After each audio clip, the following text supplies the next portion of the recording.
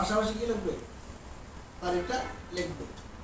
শুধু তাই শুধু লিখবে না, ওই নথিকে সিল মারে একই তারিখ এবং নাম্বারটা লিখতে হবে। বাচ্চা ঠিক আছে না? তোমার তাই করো। আচ্ছা, তারপরে লিখবে ডানে গায়ে ভিতরে বিষয় লিখবে, বিষয় বিষয়টা লিখবে, ডানে লিখবে মেম্বার এডমিশন।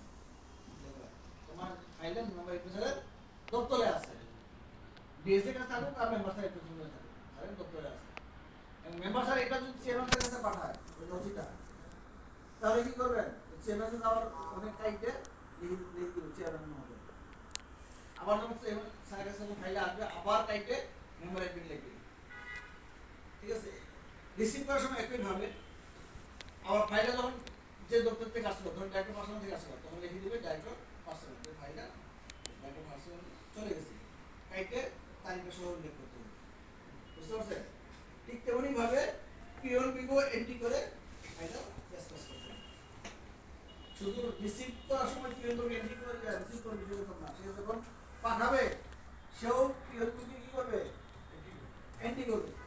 এন্ট্রি করে সে আবার পার্সোনাল দিয়ে পার্সোনালের যে পিওন আছে ডাইরেক্টর পাঠিয়ে